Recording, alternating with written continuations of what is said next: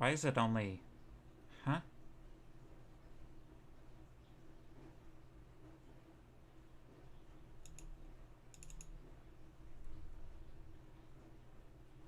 My preview is weird. Oh well.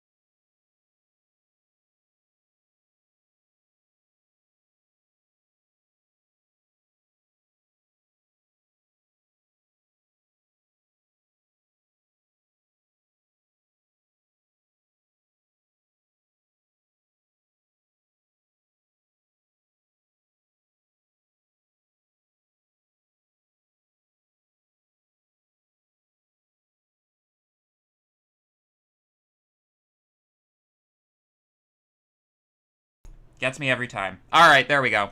You guys probably saw me exaggerated gestures. Yes, that's okay. I was so excited about teaching you guys today that I completely forgot to unmute my microphone. So, yep. Man. All right. I was just saying that, yes. We are definitely going to be doing loops today. Yup. How embarrassing. All right. So, let's get right into it. Although, I suppose if anybody has any questions about the test, now would be a good time to get answers to those questions in advance of the test, which is Saturday. So, for those of you who may not have been aware, if you've been living under a rock for the last week, we are having a test on Saturday, and if you guys don't write the test, then you won't get any marks. Ha! So there you go. Any questions about the test, I'd be happy to answer them now. And while I'm waiting for those to come in, let's talk about topic number 3. Topic number 3 is statements. You can see, just sort of going through this very at the top here, for loops are at the end of this particular topic, while loops are at the beginning. So we're going to have a reasonably in-depth treatment of while loops. Hopefully that will firm up some concepts in your brain.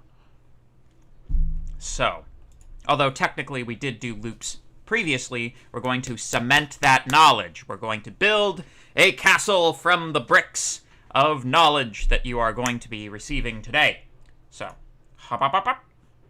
Best way to study. Practicing programming problems. I recommend either taking a look at the practice test that has been distributed through Avenue or doing some of the problems on CodingBat. CodingBat, I recommend CodingBat. There we go. As you can tell, I'm feeling much better than I was feeling on Monday. Python. Thank you. Warm-up 1, warm-up 2, logic 1, I would recommend for starters. If you want to get into the rest of them, basically, like, you could do any of these and that would be awesome. But warm-up 1, warm-up 2, and logic 1 would be good places to start. So there you go. Also, with respect to the practice test that is up on Avenue at this particular point in time, those are actual test problems that have been used on actual tests in previous offerings of this fair course. The one thing to keep in mind, though, is that some of these problems have been derived from instances of this course where the test has occurred 1 or 2 weeks later than it is occurring this semester. So a couple of the problems might be a little more list involved, a little more, a little further on in the course than necessarily we've covered in the lecture material so far, but yes. CodingBat is much easier than the practice. CodingBat is definitely, like, if you don't, like, you should do the CodingBat problems, and if you're doing very well on them and they're very easy to you, that should be reassuring, and then you can move on to harder problems. Possibly harder problems on CodingBat, possibly harder problems in general. It's on Jupyter or Avenue. Yes, it's on Jupyter or Avenue. Same submission mechanism as the assignments. Pardon me. And same distribution mechanism as the assignments. So the test itself will be available for fetching on the Jupyter Hub server, or you can get your copy from Avenue directly. Is there solutions for the practice test? No. Sorry. That's just the case. Whap. Yes. There you go. So, let's talk stuff. We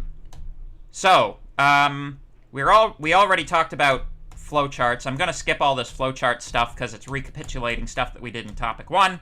But basically, if statements, 2 branches, 1 branch or 2 branch. If you've got if B then S, then the no branch just skips until after all of this. If you have if B then S else T, then in the positive case, in the case that the condition evaluates to true, you go down the yes branch. In the case that evaluates to false, you go down the other branch.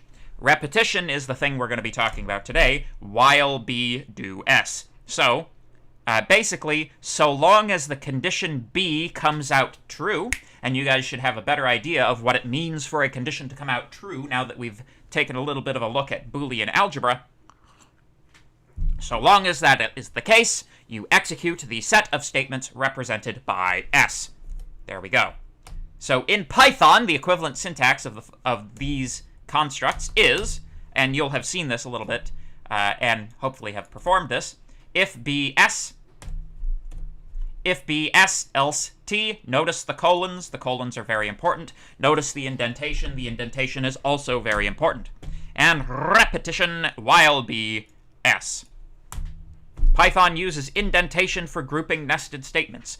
In other languages, you will use curly braces, in order to denote blocks of statements. In Python, everything is done via indentation. The white space is important. The white space carries semantic content. So, let's discuss an example of a program. Let me just load up my directory in which I will do some stuff for you guys. 1MD3 doop 1 da. Yes. Code. Yes. Get it. Topic 3.py. Maybe at some point I'll remember to do that before the class starts, but probably not. Your professor is, after all, a creature of habit. So, let me just check to see if... Good.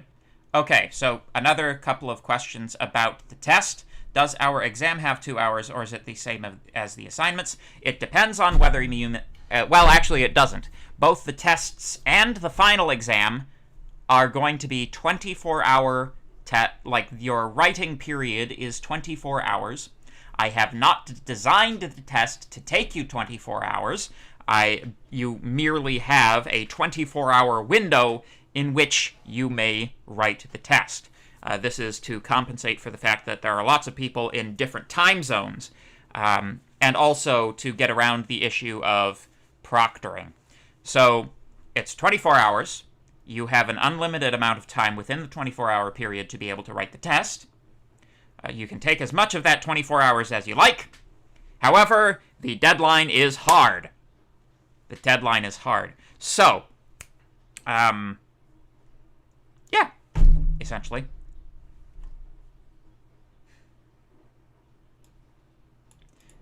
Yes, you can, yeah. So, the test is in take-home format, which means aides are permitted so long as those aides are not your fellow classmates, or people who have taken this course previously, or anybody other than yourself.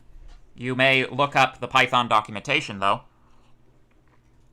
For something that's, like, as, you know, basic as the stuff in the test that you're about to have, I can't imagine you will need much in the way of aides with respect to external sources. Probably, if you just, you know, if you use the lecture notes, that'll probably be sufficient. But yeah, yep. So, a little piece of general test writing advice. So generally speaking, what you want to do when you're writing a test is you want to have your writing of the test maximize the number of marks that are on the page at any given time. So, when you're writing a test, you always want to pick off the easy questions that are worth a lot of marks first. Right? Or even, like, the easy questions, whether or not they're worth a lot of marks. You always want to have the maximum number of marks on the page at any given time. So, do the easy stuff that you know how to do first, and then save the harder stuff for later, because if you get stuck on a hard problem and eat up all of your test writing time, then you won't have the time to do all of the easy stuff that you could have done easily if you hadn't gotten stuck on that hard problem.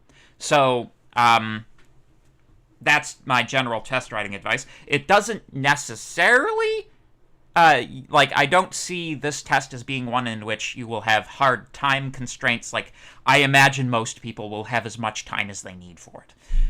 However, you know, it's certainly a thing to keep in mind for future tests. On our exam schedule, it says that, so the business with the registrar is I have to, if I want them to schedule me a day for you guys to write your test on, I have to request the exam, which is what I did, and then they come up with a time slot for me and give me the time slot, and that is theoretically and hypothetically not supposed to not conflict with any of the rest of your exams. So basically what happens is whatever day they give me, I say, okay, that's the test day, and it's the full 24-hour thing, just like the tests that we're having throughout the term. So that's how the exam is going to work. It's going to still be a 24-hour test, despite the fact that the registrar thinks otherwise. Don't tell them I said so. Is there a useful Python syntax documentation to help with syntax? Yes! Yes, in fact, there is. If you take a look in content on Avenue, I actually have a syntax quick reference sheet that I generally distribute with paper exams that is available for you guys to peruse. So if you take a look here, exam syntax reference sheet, there you go. Syntax reference sheet, everything you need is within this one page. So there you go. Actually, quite a bit more than you need is on that page. Can you just copy-paste the type of syntax error into Google and lots of time it's on Stack Overflow? Yes! Yes. So that is a programmer's trick, actually, is to just copy directly the text of an error that you're getting from, you know, one compiler or another, put that into Google, and Google will usually tell you or link you to something that, you know, shows you the way. Is the test on topic 1 or 2 or assignment 1 and 2? It's on topic 1 and 2. It does have loops on it, though. So we should talk about loops, huh? All right, so factorial. For those of you who haven't encountered the factorial operator in your previous lives, in the before times, the factorial operator is... The way that it works is you multiply every number up to the number you're taking the factorial of altogether, and that is the factorial. So factorial of 4 is 1 times 2 times 3 times 4, right? Factorial of 10 is 1 times 2 times 3 times 4 times 5 times 6 times 7 times 8 times 9 times 10. So, you know, this is fine. It's repeated multiplication. It has applications to combinatorics, so the factorial of a number is the number of permutations of that thing, assuming that each element in the arrangement is distinct, so each rearrangement counts, if that makes sense. So that's fine. So let's write a Python function that calculates the factorial of a number. Define factorial. It will take an argument n. We will use a loop to represent this factorial number. So, when you design a loop, what you want to, when you design a sort of a numerical loop, something that's going through numbers, generally speaking, you'll have a range of numbers, and you'll want to do something for each one of those. Excuse me. Actually, you know what? I think I'm going to do this in Python Tutor, because then we'll be able to see things better. Python Tutor. Baloom, badoom. Shaloom, galoom. Define factorial. There we go. And then we will call factorial on 6, just to see what it does. So, one very common arrangement of a loop is to have what is called a loop index and a loop accumulator, or a counter and an accumulator. So, what we want to do, what we do when we calculate the factorial by hand is we go through each number up to the value of the, up to the number that we are taking the factorial of, and we multiply each of those numbers together. We are keeping a running sum, or product, of all of these numbers, and we are iterating until we hit the number we are trying to take the factorial of. So, we can have an accumulator. That will start off as 1 in this particular case. And we will have a counter, which will also start as 1. So, what you start your accumulator out at, like what you initialize your accumulator with has a big impact on whether or not your function runs properly. Because we know that the operation that we're going to be performing here is multiplication, if I started the accumulator off at 0, anything multiplied by 0 is 0, so this wouldn't get us anywhere. So instead, it's got to be 1. We then use a while loop. While the counter is less than or equal to n, the accumulator is equal to the accumulator multiplied by the value of the counter. And then, of course, we need to increase the value of the counter. Again, plus equals is just syntactic sugar for saying counter is equal to counter plus 1. So we are this is called an incrementing operation. We have increased the value of the counter by 1. So let's visualize the execution. So, in the global frame, we call the factorial function. We call it with n is equal to 6. So within the memory space of the function, we've got this n value that is equal to 6. We then declare the accumulator, which has a value of 1. We then declare the counter, which also has a value of 1. The while loop, we enter the while loop because the condition is true. Counter is less than or equal to n, so we enter the loop. Accumulator is equal to accumulator times counter. Accumulator times counter is 1 times 1. 1 times 1 is 1, so there you go. And then the counter, 1 is added to it. On the next iteration, the loop condition is still true, so we continue this loop.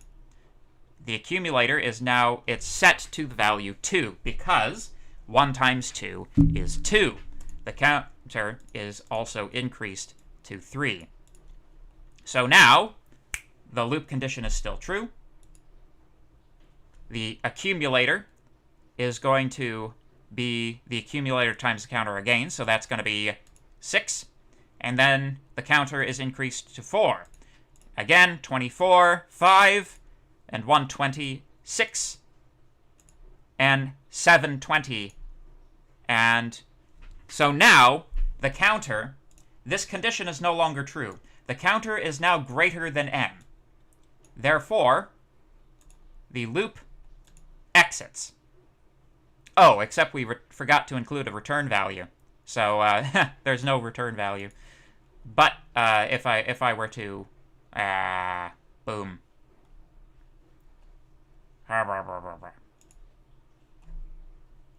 Let me edit this. Edit this code. Thank you.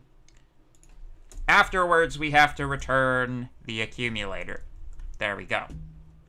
Oh, get out. Get out of there. Thank you. So, you can see that the return value of the function is 720, which is the accumulator value that we have returned. And if any of you want to verify this on your handy-dandy Casio calculators right now, you will see that the correct factorial of 6 is 720. So there you go. This is a loop. Oh, can I zoom in? Yes.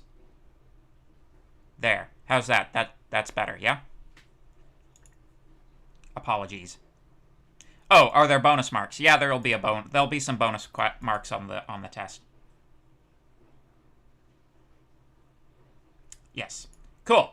So, there we go. So yeah, so that's how you would use a loop in a very typical sort of numerical case. And as you can see, this is basically what we've done here. I've named the variables somewhat differently, and I have not used multiple assignment per line because I think it's dumb. But yeah, so there you go.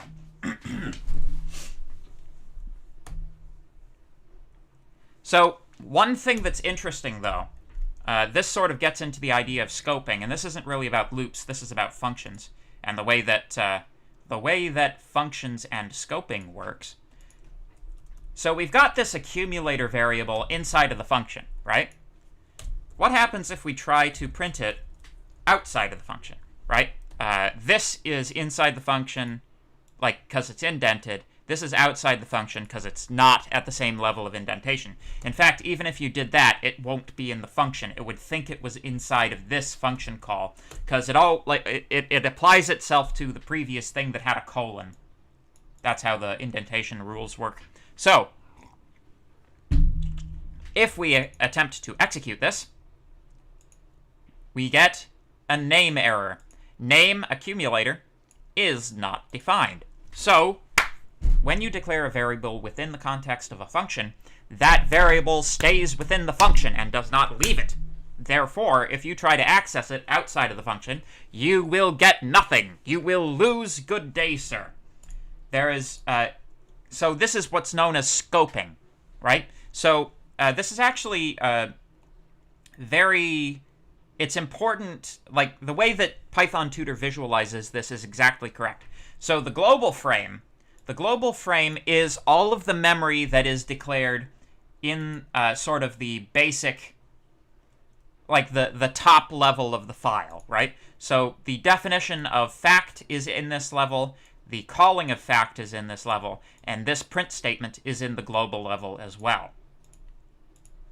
Everything inside here is within the context of the function. So the way that this works in the computer itself is using a device called stack frames, like a model. So basically how it works is that the program itself has it's like a little field, right? It has a little area that it works in. When you declare a function, that function is given a new field, right? This new field has all kinds of variables in it, and you do calculations, and everything is hunky-dory. However, all of the stuff that's inside of that field gets deleted. It gets crumpled up and thrown into the bin when that function completes. It's kind of like pieces of paper. So when you call the factorial function, it's like you put a new piece of paper on your notebook. You do out whatever calculations that function is trying to do. You find the return value. You take that return value, put it into whatever you were working on when you were calling the function. You take that piece of paper, you crumple it up, you throw it over your shoulder.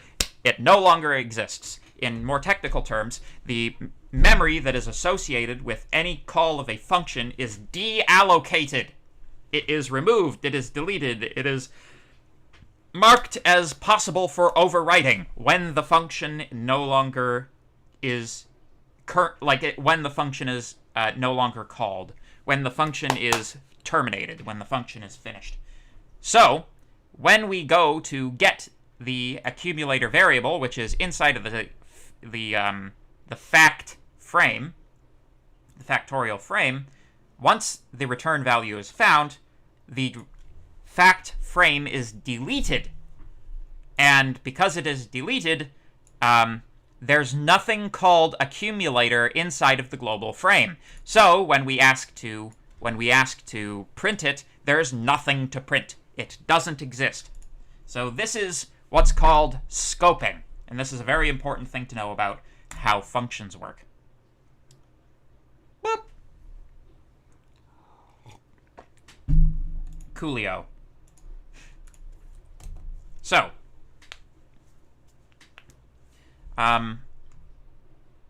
yes, factorial iteratively without multiple assignments, which is more or less the way that I did it originally. Because, again, I think multiple assignment is just confusing. Another thing that you can do in order to squash more code together on one line is you can put semicolons between statements. So generally speaking, in regular programming languages, a semicolon designates the end of a statement. However, in Python, it is a separator between different statements if those statements are on the same line. So this is still perfectly valid syntax. I just accidentally hit print screen. Yeah. Cool.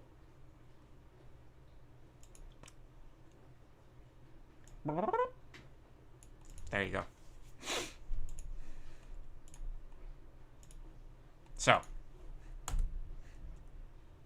So, in this particular case, in the particular case that I showed you here, our accumulator is starting at 1 and then counting up.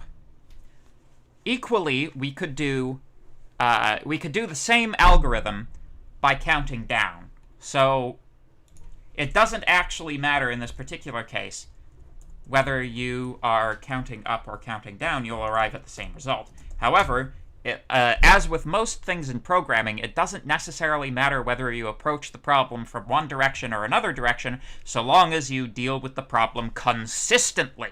And that's actually like good general life advice as well.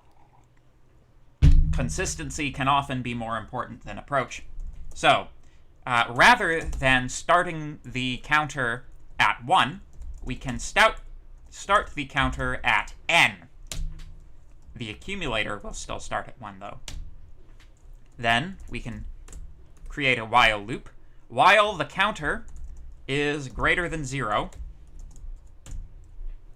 the accumulator is equal to the accumulator multiplied by the counter.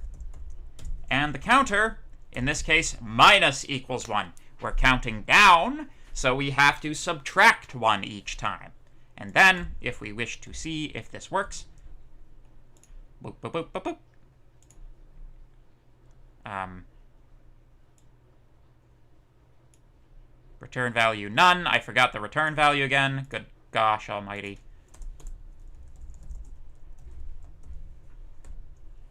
Yes. Sorry, whenever I have a very, like, long-built, crusty reflex of compulsively hitting Control-S whenever my code is ready to compile. So. Boop, boop, boop, boop, boop. Do-do-do-do-do-do.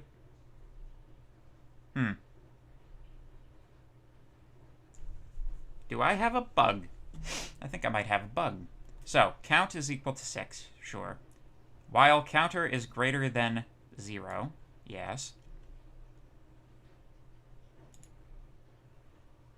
Why is that coming out false? That's not false. Unless, yeah. Oh, because I've misnamed it. Okay. Counter doesn't exist. There we go.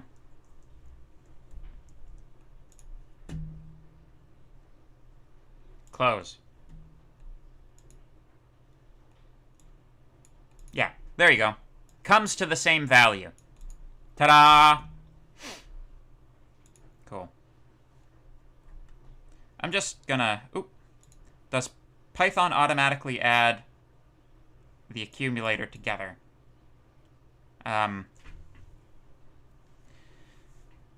So, no. Python doesn't... Yeah, thanks, I got it. Python doesn't automatically do hardly anything except for the memory management stuff that I keep rattling on about that only really matters to people who know what that means. So, the business where the accumulator accumulates the eventual value that is returned, that business is Like, that's this line, line 12. Line 12 is doing that. I designed line 12, so that's why it's behaving that way. Just because, like, it doesn't matter what you name stuff. What matters is the manner in which it's used. So you don't automatically get a counter because you named it a counter, right? You also have to program in the behavior that makes it a counter. So because I'm starting at n and I'm going down by 1 each time, and I have a lower bound condition where I'm stopping the loop if the count falls below 1, that is what makes it a counter. It has been defined, it is being used as a counter, therefore it is a counter. Same thing with the accumulator. But to the other question, like what is a counter, what is an accumulator? A counter is a thing that controls the iterations of the loop. It controls how many times the loop iterates, generally speaking. The accumulator is the thing that is accumulating the final sum. This is perhaps a little bit more, imagine you wanted to take the sum of all of the numbers from, 7 to 13, right? If you wanted to take the sum of all of the numbers from 7 to 13, you'd start the sum out at 0, you'd have like some counter, which I'm going to call I, start it at 7. While I is less than or equal to 13, sum plus equals I, then I plus equals 1. And then you can print the sum, and it will work. Boom. The sum is 14. What? No, that can't be right. No, yeah, I is 14. The sum is... Oop, jeez, get out of here. The sum is 70. Yes, that's correct. So, the accumulator accumulates the eventual result. It's the thing that you add to if you're calculating the sum. It's the thing you multiply against if you're calculating a product. It's the thing that you subtract from if you're subtracting things. But the counter determines how many loop iterations you run through. Hopefully that's a description. So is that 7 plus 8 plus 9 plus 10 plus ... Yes. That is how that works. However, it's never expressly written out as a long expression like that, right? So it's never expressly written out like an expression in that manner. It's more like to some degree there can be a fairly direct interpretation in terms of loops of big sigma summation notation and big pi product notation from mathematics. But yeah, essentially. So, one other thing about this says it's about loops, but it's really about functions. One other thing about how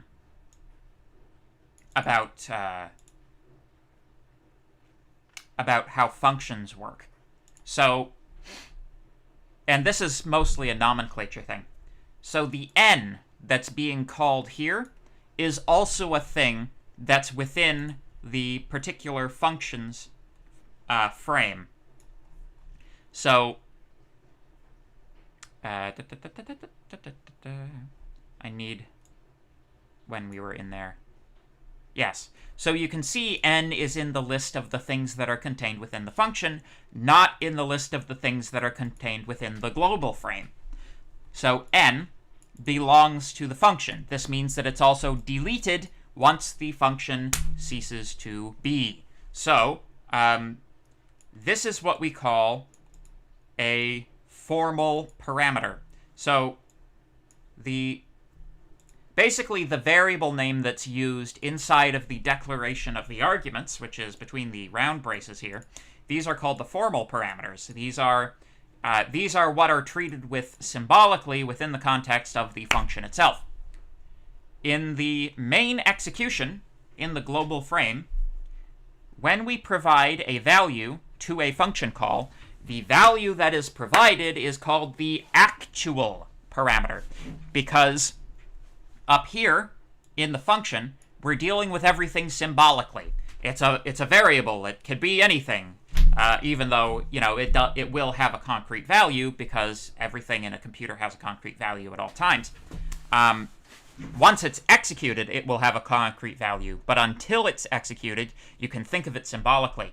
So once you actually execute the function, you provide to the function a concrete value. That concrete value is the actual parameter, and that actual parameter is assigned to the formal parameter during the function call. So you can see 6 is given to n. n is 6. So this is because how Python works, in contrast to some other programming languages. It uses implicit assignment. There is implicit assignment when you pass something into a function. So what that means is that you have a line, n is equal to 6, right here, that is sort of in there by default when you call this with the value 6. If you call this with the value 13, then it would be 13. That's implicit.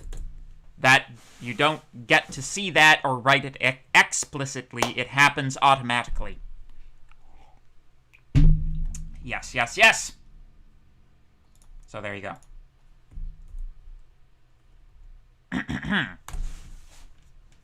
Python uses a mechanism called pass by assignment, which means that types would be changed. Sometimes they would not be changed. Yes, so that's what I just said. Pass by assignment.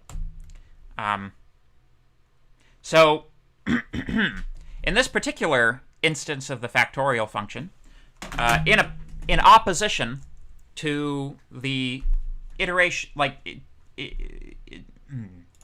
in opposition to the manner in which we have written the factorial function twice now, this particular version of the factorial function uses n directly as the counter. You can notice, you will hopefully notice that we have a line here, n is equal to n minus 1. So we are directly modifying the parameter as received.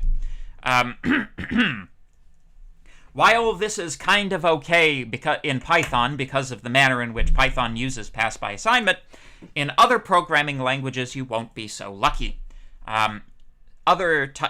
Basically, it's one of these rules where not every programming language operates this way, so if you want your skills to be transferable, just be aware that this isn't a thing that you should generally do. It's possible but not recommended. Yes. So yeah, cool. Are there any questions about that? Hopefully everything here is reasonably straightforward.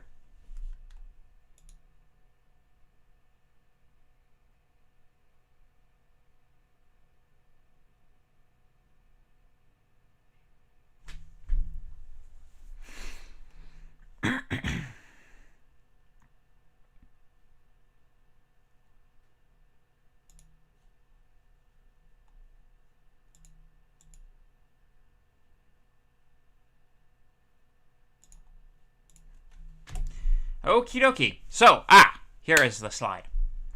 All iterative implementations of factorial use an auxiliary counter variable to keep track of how far along we are, and an accumulator variable, which becomes the result. Counting can go up from the lower bound to the upper, or down from the upper bound to the lower. Another interesting thing to note about all of these different things. Notice we've got one algorithm calculating a factorial, and we have 5 different functions that all calculate the same thing. This sort of plays into a point that I make in the syllabus. there are literally 100 million ways for any particular calculation to occur. How you write an algorithm down, especially when you're first learning how to code, is going to be like, there's going to be 100 different ways of coming at any single solution. That's why plagiarism checking works on code. It's not like, oh yeah, well, there's only one program that will do this problem. It's like, no! There's literally like an infinite number of programs that can do any particular operation. They're not all efficient programs. There's definitely a subset of those that you could consider efficient problems, or efficient solutions to a problem. But, it is definitely true that for a sufficiently, obviously there's a couple of exceptions. It's like return A, return A, there you go. But for any sufficiently complicated problem, your solution, your code, your solution to that problem is going to be as unique to you as an essay that you write would have been. It's just occurring in math. But anyway, so the accumulator has to be initialized to a value that is correct if the loop is not executed at all. This is a common error. So, going back to our factorial example, we have the accumulator initially set to 1 because 1 multiplied by anything is anything, the anything, right? So it makes a good base value for a product. Again, as I said earlier, if you made that 0, then you just always get 0 as your result, and obviously that's incorrect. However, here's an interesting thing, right? What happens if we start out with an n that is that already satisfies this condition, or already doesn't satisfy this condition? What happens if we call factorial on something like -1? Now, the thing about that is that if you want to get technical, the negative numbers are outside of the domain of the factorial function. They're not defined, right? So, in this particular case, and I'm kind of skipping ahead in the course somewhat, but there we go. So it would return 1 when the factorial is -1. So generally speaking, the way that you would deal with this is, if the factorial has a limited domain, you would raise an error, or you would do something else. So, and this is something that you might want to pay attention to with respect to the upcoming test as well. Hint, hint! There are a couple of things like this on the test. So, if we want to set up a condition where if we receive as input something that is outside of the domain of the factorial function that we are meaning to implement, the function doesn't just return something that's wrong. It needs to return something different. At this stage in the game, that'll often mean returning a value of false, like the Boolean false. So, in this particular case, if n is less than 0, because the factorial of 0 is defined as being 1 for some reason, then, sorry, that's the false case. So we only want to do the meat of the algorithm if n is greater than or equal to 0, because that is the domain over which the factorial function is defined. Otherwise, we can return false. So this is a way of ensuring, this is a way of checking your inputs to make sure your inputs are valid. Validation checking is another way of thinking about this. So, yeah, anyway.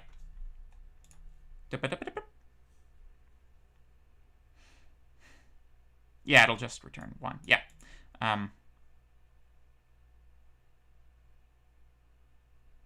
So the range function, no, that's something we're going to get into more when we talk about for loops. So one final note about like tests and expected knowledge and stuff like that.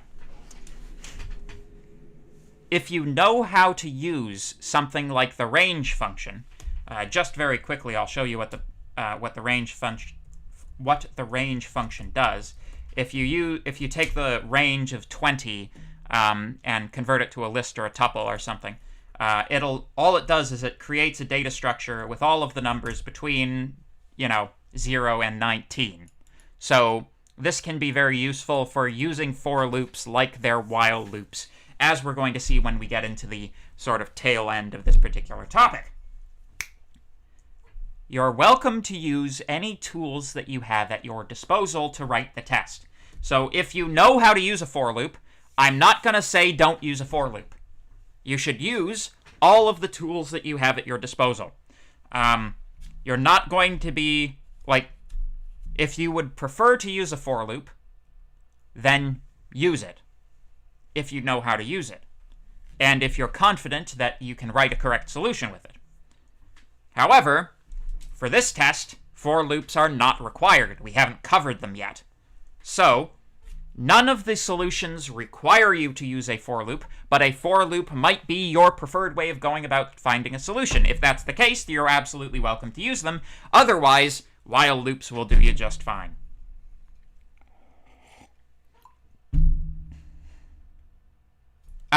So, to answer this question, to restrict our domain, we just do an if statement for the range.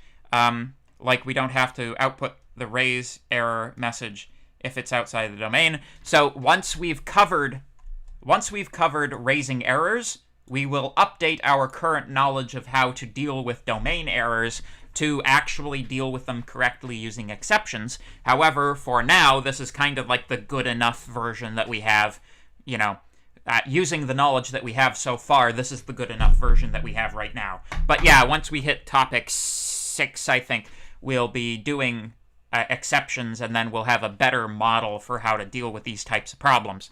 But for now, this is fine. And, even not as good solution like this will still get you a certain ways, right? But yeah, that's a question from a person who knows what an exception is. Yes. It's kind of like chemistry, Like the chemistry that they teach you in high school isn't like it's a more rough approximation of chemistry than you get from a university class, and like the undergraduate understanding of chemistry is a more rough approximation of the type of chemistry that you would do in grad school, I imagine. I'm not a chemist.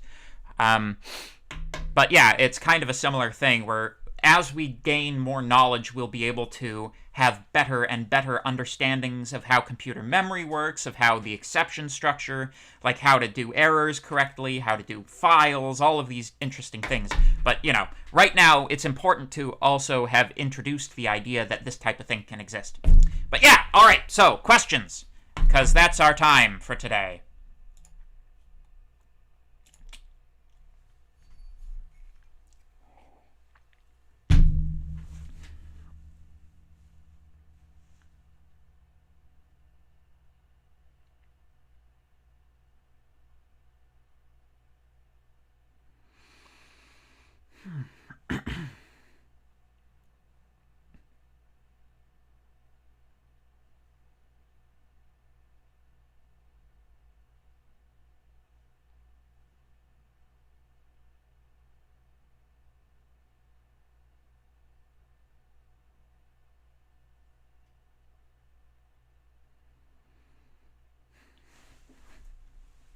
Cool.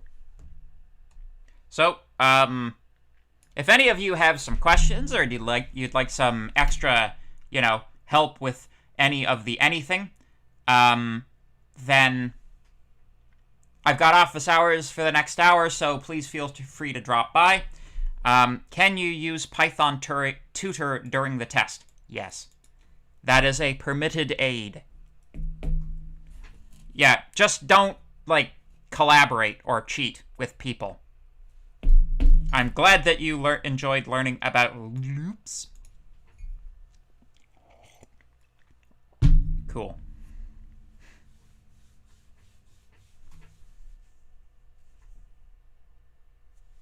Oh, I received one email from one of the students in the class who was, like, saying nice things about Basil, the TA, like, completely randomly, unprompted. And so if you really like the TA that you have for this course, it's totally cool to nominate them for a teaching award. The teaching award nominations are currently open, so if you Google around MSU teaching awards for TAs, then yeah, you'll find an application form. The people get these awards based on the number of submissions they get. So yeah, if you like your TA, nominate them for an award. Absolutely. So, for the final exam, Mosaic says it starts on April 28th at 4 p.m., with the 24-hour period start from 4 p.m. or 9 a.m. Generally speaking, I always start from 9 a.m. I don't know why, I just always do. 9 a.m. It starts from 9 a.m. Office hours will be on Microsoft Teams. So, when you... yep, it's on Teams. Would I be able to go through a question from the practice test? Yeah, that's totally a thing that I could do on the Teams channel. In fact, maybe the office hours, if you guys have the time, maybe that can be like a bit of a review session, or, you know, whatever. You guys ask questions, I give you answers type thing.